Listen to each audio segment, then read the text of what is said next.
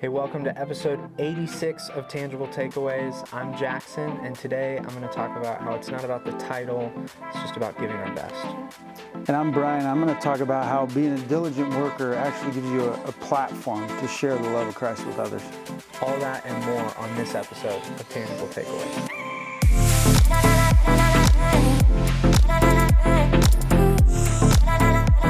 Hey, welcome to episode 86 of Tangible Takeaways. Brian, thanks for being here today. Yeah, you Thanks bet. for taking the time. Yeah, you bet. I'm anticipating our final Tangible Takeaways Last time, together. bro. Well, welcome Thanks. to the show for the final time. Yeah.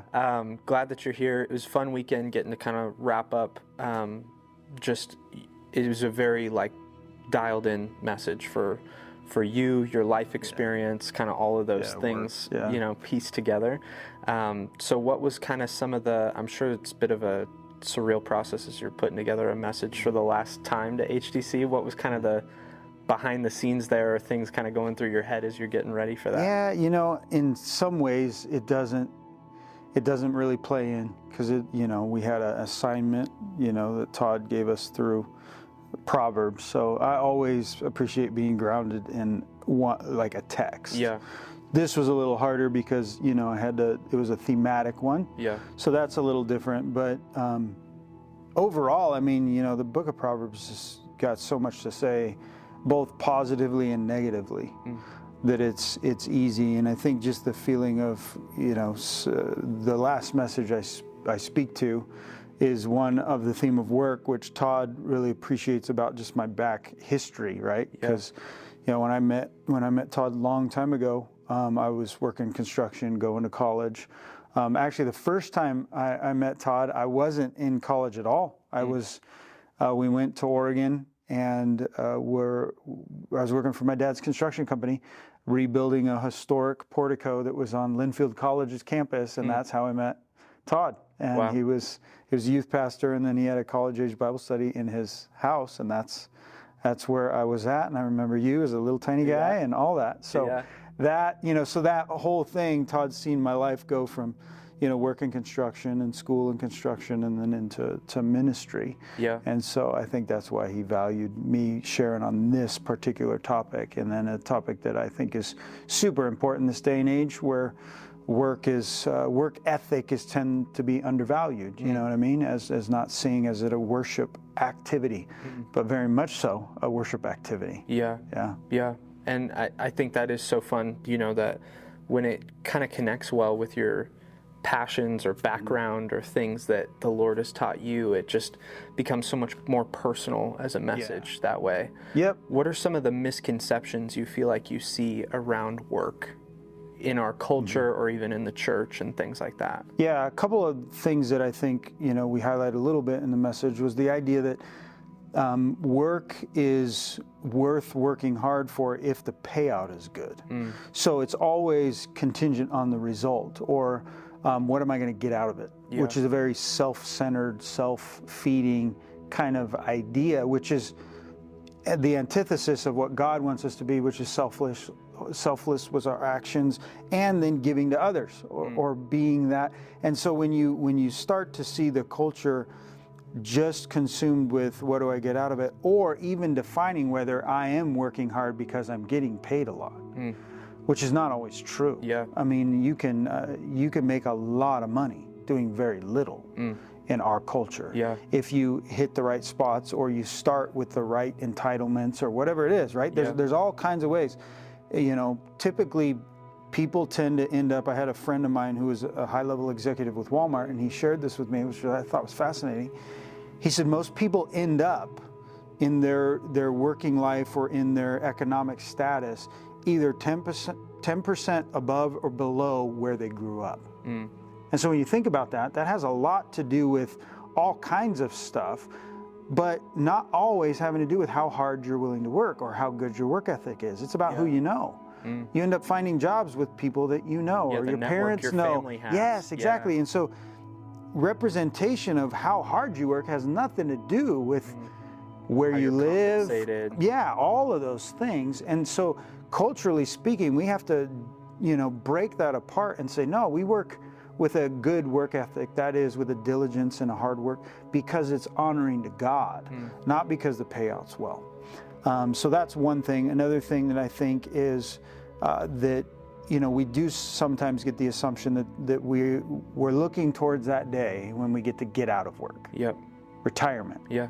Whole systems built on it. Yeah, it's built on it, right? Or even that, what's the old adage, right? If you love what you do, you'll never work a day in your life. Yeah.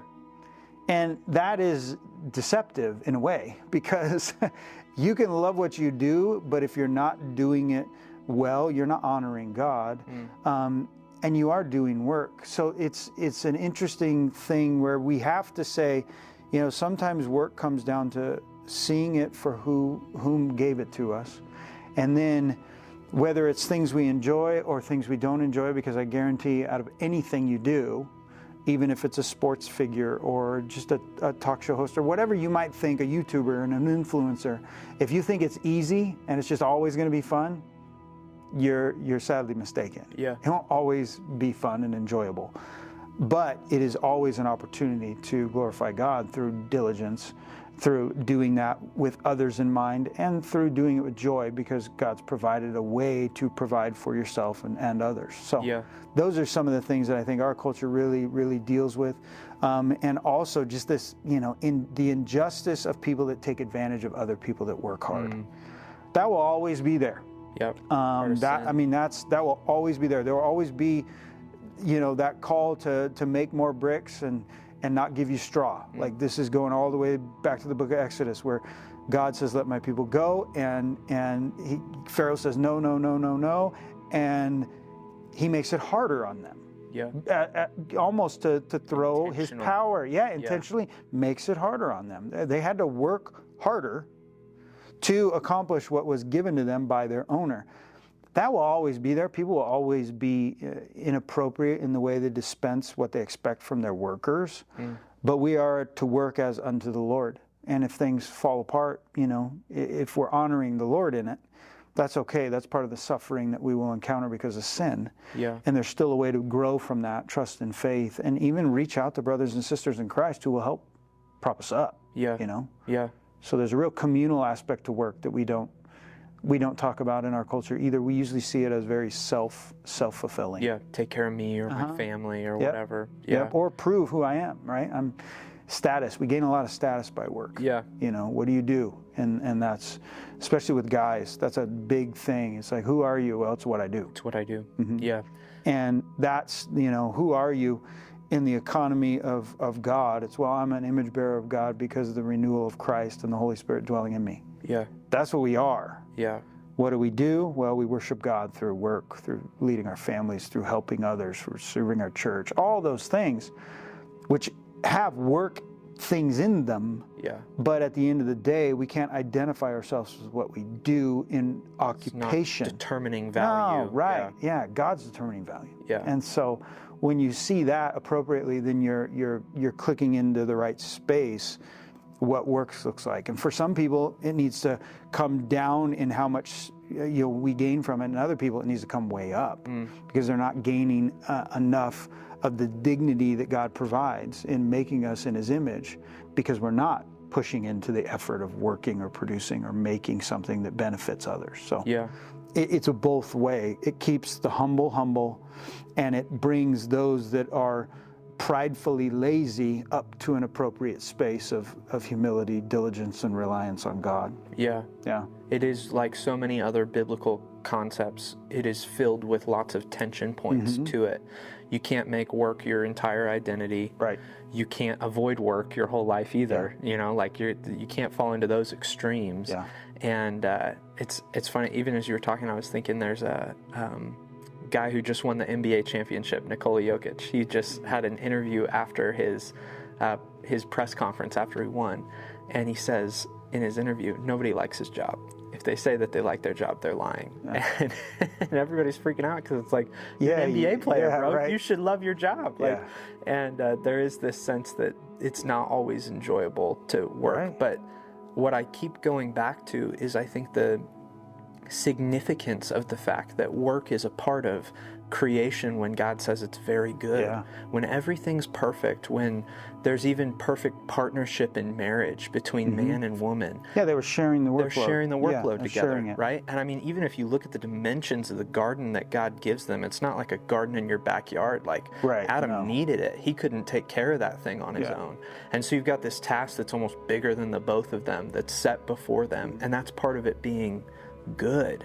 And I think that's such a paradigm shift for so many of us, where it's like, man, work is part of thriving as a human being. It's woven into the fabric of how God designed things to be.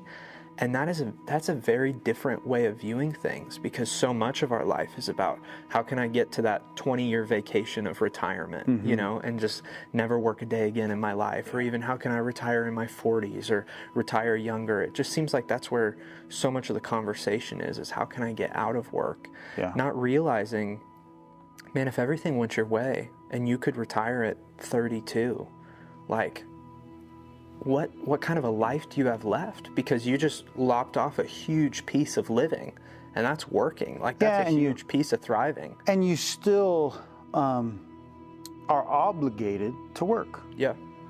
Not for financial sustenance or gain, but for the glory of God. Yeah. That is, you are to work so that you can continue to bear the image of God.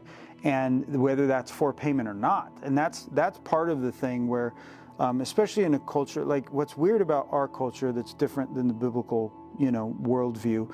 The biblical worldview, they had to work the ground to eat. So this wasn't about gaining a beach home or a place at the river. Yep. This was about, like, okay, how do I feed myself? How do I feed my family? Stay alive. Yeah, it really was. And so it wasn't even about what do I get out of this? But really, I do this so that I can sustain myself. I do this so that I can sustain what God has provided. That's why the garden thing, because Adam and Eve were real people. They had to eat. They were given everything to eat except the one tree. Yeah. So they had to keep the thing going, cultivate the ground, take care of the garden in order to be sustained. All contingent on God's provision, but connected to their efforts in a way. And so that is a really, really important thing. There may be people fortunate enough to have made enough money to not have to work a day in their life. Well, to not have to work a day in your life is great, but that doesn't mean you don't have to work. Yeah. In a biblical mindset, in the mindset of Christ, no, we do that so that we can come alongside others, benefit others, display to others what God's like, His characteristics. At the end of the day, did Jesus need to work? No. He's creator of heavens and earth. Yeah. I mean, at the end of the day, He didn't. But did He? Well, absolutely. Yeah. We don't get a lot of glimpse into His life other than they said, oh, isn't this the carpenter's son? Which the presumption is he was a carpenter himself. Or that He was just tired from helping people, right? Healing and ministering to people. Yeah, that's those work. Moments he runs where he's just like exhausted. Wore out. Yeah. So He worked hard, even though He honestly didn't need a thing because He's the maker of heaven and earth. And then you have the ultimate work of salvation. Yes, right. Which was a striving, hard, difficult reality, you know, obviously. And pain associated with it. Why? Because pain and toil are associated with sin. Yeah. And because He was covering and taking sin upon Himself, He had to experience that. And so the fact that sin has frustrated work, diminished work ethic, and seeing work as worship does not remove its obligation to us. And actually, because of Christ and the work of the Spirit, we have this elevated, renovated view of work. Yeah. And it should stand out clearly. And I think you would see that if you took a broad sweep over history and you see some of the great advancements and some of the hard work that has happened. It's happened through a lot of believing people, fascinatingly enough. Yeah. Advancements in technology and medicine and all kinds of stuff happened with people that were relying on the Lord and had an appropriate view of work. So they're connected. Yeah. That's why within a lot of even very pagan cultures that started and have worshipped idols, idolatry, or worship the earth, or worship foreign gods, or things like that, they haven't necessarily made as many strides as those that maybe started with a Christian ethic worldview. So it's a fascinating look at history, even. Yeah, there's a correlation. There is a correlation, yeah. And I do think a lot of, especially today, but I think a lot of, even as I talk to young adults and things like that, there's a lot of almost sense of like, I'm willing to work hard, for sure, if the pay is right, but then also some level of the responsibility or the title, right? If it's an esteemed position, then I'm willing to work hard at it. But until then, I'm going to kind of phone it in. And I think that so is the opposite of this biblical value of work, which is that we view giving our best to whatever's before us. That's the thing that actually satisfies us, because that's the thing that has been wired into us in creation, that we just want to give our best to something, because that work and worship, you can't separate it, and nobody feels good phoning in worship. And so just the same way, phoning in your work is phoning in your worship in whatever way, whatever thing you're worshiping, whether it's God or not. Right. You're phoning in that very important aspect to yourself. You want to, it's like woven into us that we want to give our best to that thing. And I think it's such a lie that we've come to believe that a title is what will give me satisfaction, or that a paycheck is what's going to give me satisfaction, when it's really, man, if I'm scrubbing toilets, if I'm on a stage, if I'm a CEO, like, as long as I'm giving my best to whatever's before me, that's where I'm going to find that sweet spot of kind of human flourishing satisfaction, because that's what I've been designed to do. And it won't, a lot of times it will work out well, right? Meaning if you work hard, and that was other, I didn't have time to do every proverb that mentioned work, but in chapter 18, I think it is, it talks, to the other word for work, the same word that that is used for the work of God in creation, and it talks about him being, or here, let's see, it is, no, that's actually, chapter 22, verse 29. It says this: "Do you see someone skilled in their work?" And so the idea of being skilled in your work is someone who puts forth the effort and diligence and does that. They will serve before kings. They will not serve, or will they not serve before officials, and they won't serve before officials of low rank. And the idea there, like you talked about status, like as long as it's a position that I feel I'm worthy of or whatever. And the way it reads here, which is out of Proverbs with the wisdom of God, is see the skilled worker, then they will be lifted up. Not lift up someone and then their skilled work will follow. And so that is, you're right, because especially, in a day and age in which education has become cheap, easily accessible, all of that, and as far as, getting college education, now kids are coming out, and sometimes, if you go to private school, it's not cheap at all. I'm dealing with that now with my son. But what I mean is, because you come out feeling like, oh, I'm educated, oh, I know, then I should start here. It's like, no, wait a second. You start wherever you start. You work at it, develop your skill, or just develop your reputation of honesty and helpfulness and willing to put in the hard work, and then let that serve to lift you up. That's the way it generally works. Time and time again is, if you give your best to whatever's before you, you're not going to be in that job for long. Right. That just is generally the way that things work out. And it's Proverbs, it's not promises, but most of the time, that's how it works out. Most of the time. If you give your best to whatever's before you, people are going to see that and say, oh, well, we could really use that work ethic over here. Yeah, and with young people, one of the things that I've seen a lot is, because of technology and technological advances, we've gotten accustomed to, just operating and moving with them. But because of these, right? These cause so much distraction and consume time that even when people are working, they're consumed with something that is not work. And then that reflects on the fact that they're not using their skills or being diligent in the tasks that they're given, the work they're given. And I can tell you right now, just from friends that I still know that work in the, in the construction field or that own businesses that aren't even related to construction, if they can find young people that aren't consumed with their phone, which not related to their work tasks, but just doing their, entertainment stuff, that person will elevate very quickly because there's few of them. Yeah. And so I believe, the young Christians on this earth, if they get an appropriate understanding of work, if they get an appropriate understanding of, okay, when I'm working for someone, that time that I'm working for them, I don't own that time. So I don't get to do with that time what I want to do with that time. Yeah. My entertainment has to wait until later because they own that time. They're paying for that time. So I'm going to honor the Lord by honoring them.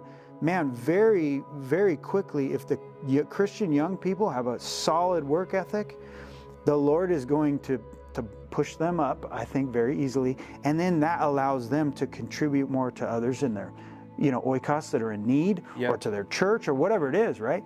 And so I think that's a real testimony to the world when we work well. Yeah. It gives us a platform, maybe not with our peers, because our peers want to screw around when we're young. Yeah. But it gives us a platform with those that are above us. Yeah.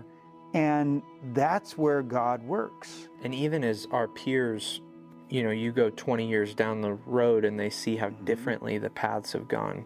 It's like, man, there's something that or there's something that you're living in that I'm not. And so it becomes a testimony that's very clear to even peers down the line as well. Yeah. And I do think, especially with the rise of like entertainment economy and things like that we're just becoming so much more built into our culture, is leisure and vacation and taking more time away from work in whatever way possible, working at home, from home, all of those different types of things. I think with all of those things built in, a diligent, hard work ethic that's willing to give your best to what's in front of you, but is also willing to say, and that's not my whole world. That's not my whole life. I live in the tension of I give my best, and when I'm off the clock, I give my best to things like my family, to God, to worship, to whatever's before me. Yeah. And so it's not, this is my idol either at work, but that living in that tension and giving your best, I think that's going to set people apart, set believers apart in a huge way going forward with the way that our culture's headed. Yeah, it brings that wisdom that people are seeking, though they don't know what they're seeking. Yeah. And when they see it, they know it. They know, that looks different. That looks better. That looks like someone I should listen to. Yeah. And then you're able to have that platform and that's the thing. We should never be afraid to tie appropriate living and thinking back to the source, which is God. Yeah. Especially for us as believers. Yeah. Even if we would say, I learned a good work ethic from my dad and he's a total pagan, if that was the case for somebody. That doesn't mean that you can't contribute or attribute those characteristics to our Heavenly Father. Yeah. Because that's a really true statement. You see them valued there as well. That they're living out the image of God, maybe in this area, though they're a total pagan in other areas, but they're still reflecting the image of God. Yeah. And so we point them back to that, and then that gives us a platform to be able to share the good news of Christ and why it matters. Not because it matters because, you're going to get something out of it. But let the Holy Spirit do that work. You just show them, the reason I do this is because I want to honor my Father in heaven. And that's why I do it. Yeah. And that gives a bridge. They're like, well, that's weird. And they may think about it for a week or two, but then you can have further conversations about why that matters, or perhaps that they need a right relationship with their Father in heaven, or they're going to be standing on the wrong side, that is the punitive side of his judgment. And so that is, gives us a platform. So many things do. Yeah. If we tie it back to why, and that's why we got to think deeply as Christians. We don't do these things just because, it makes my life better. It won't always make your life better. Yeah. That's the truth. Jesus told us that, taught us that. I suffered, you will suffer.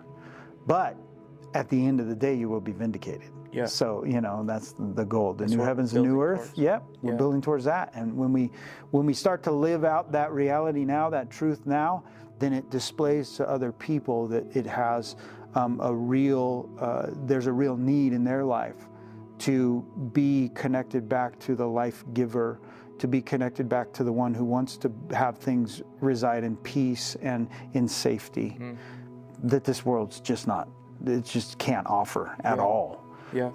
And God will do his work to open up eyes and open up hearts to receive him. Yeah. There's so much that's possible when we tie into biblical values like this and we live them out, because they are designed to be different, to catch people off guard, to be like, whoa, because we're connecting back to the source, and there's something powerful about that. What would you say to somebody who's kind of walking away from this weekend and is like, man, I feel a little bit like that slacker from this weekend? What are some kind of steps that they could begin taking to see this biblical value towards work in their life? Yeah, I think I would, if I was feeling slack in something, I think I would write down what it is, or what it is. Like, oh man, I spend a lot of my work time distracted. Then give yourself real clear, disciplined action steps. So, okay, I'm going to choose to leave my phone in the car while I work. Yeah. And just let people know, if I need to, if people are worried, where I'm at, why I'm doing it, all that. But take diligent, like real tangible steps. Yeah. Tangible takeaways. That's what we're here for. That's what we're here for. So I would do that. I would say, okay, what are some things, and I wouldn't hymn this in, but ask the Lord to give you wisdom, and ask the Lord to give you strength to follow through with diligent effort, right? And so you write them down, and then you share them with someone, right? Because then that gives you an accountability. It's not just like, oh, I think these are really good, I'm going to do this, and then you don't, and so what? Yeah. It doesn't go anywhere. Yeah. You share them with someone that you trust, someone that's not going to necessarily pound you over the head with it, but also is going to hold you accountable or ask you about it, and give them the freedom and tell them, hey, I want you to hold me accountable for this. If you're that bold, share it with your boss. Yeah. I mean, honestly. And that proves to be a huge testimony to the work of God, because what? It displays your humility. Yeah, who goes to their boss and says, I don't feel like I've been working very hard, and I'd like to work harder. And here's the things I came up with. Here's the things I came up with. Yeah. I'm telling you, that gives you a testimony and a platform that is so much more meaningful than just like, oh, I quietly made these decisions and I'm going to make strides. Yeah. Man, let's be honest. If we quietly make decisions, we don't make strides. Yeah. We just don't. We default back to what is comfortable. Yeah. We're pushing ourselves through these steps where we've actually written it down, we've actually taken time to think about it and write in action steps, and I would say 2 or 3 at least. And then we present that to someone else. Now we've just started moving somewhere. Yeah. Because, and then that's why I love that example of the ant, right? The ant is always moving. Yeah. Always moving. And sometimes they're scatterbrained looking, right? They're moving all over the place. But what are they doing? They're moving. And so we try to redirect our movements through these thought through action steps, commitments, if you will, present them to someone else saying, hey, I want to commit to this, and I want you to hold me accountable for this. And then check up with them, and give yourself time. And failure is going to happen. Like, you're going to mess up.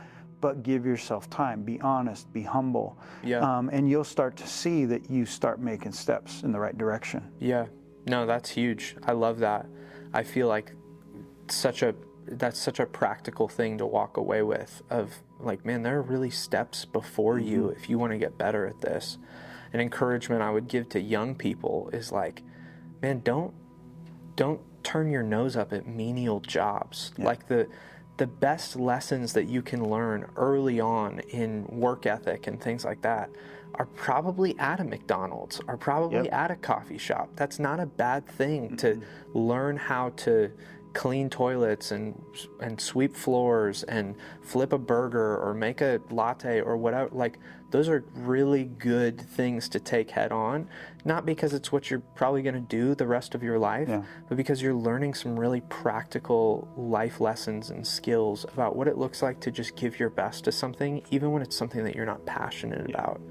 Because the sooner that I think a young person can unlock that giving their all and giving their best is what really is satisfying, more than the, I mean, minimum wage is going up so much, it doesn't matter. Right? It's a good deal. Very different than when I was younger. Yeah. But, back when, you're making $5 doing this thing or whatever, that wasn't what made it feel like it was a big deal. It was that you gave your best to it and that you worked hard. And so the quicker that you can learn that lesson by doing something that feels maybe beneath you at first, and that's a good check to your humility, and all, like, that's all healthy. So just encourage people, don't run away from that stuff. That's good. Yeah.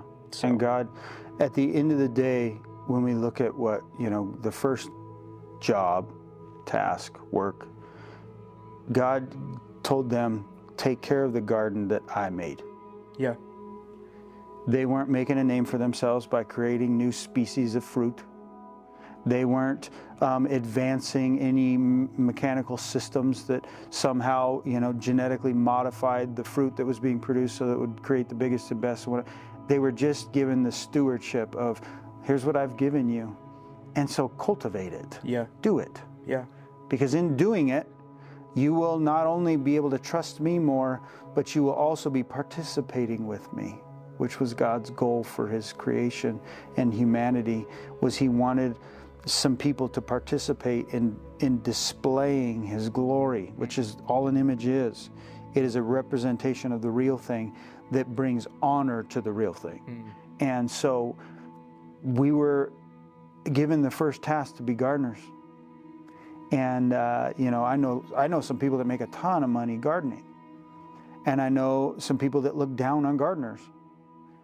And so it's not that; it's just the idea that God has given us this great ability to, as we work hard in whatever it is, bring Him glory. Yeah. And so we should do that, and that's where our attitude is really, really shown of who are we seeing when we look at how hard we're willing to work? Yeah. Who are we seeing ultimately ourselves working for? Or are we seeing God? And that, Colossians 3 and 4:1, that just a great passage. I wasn't able to cover that. I taught that on Saturday night, but I didn't get to it on Sunday mornings. But that's a great passage there at the very end of chapter 3 of Colossians. When you do your work, do it as unto the Lord. Yeah. That's it. Yep. It was that, simple for Paul talking to them. Yeah. No, it's so good. Well, thank you for taking the time, being on. Thanks for your ministry here at HDC. Appreciate it. And your passion for God's Word. It's been infectious for each and every one of us, so I appreciate it. Yeah. Well, thanks for joining us for this episode of Tangible Takeaways. That's all we got for this week. We'll catch you guys next week. Don't forget to leave a comment, maybe just letting us know something you're taking away from the message this last weekend. Like the video and subscribe so that you get future videos as well. That's all we got for this week. We'll catch you guys next week on Tangible Takeaways.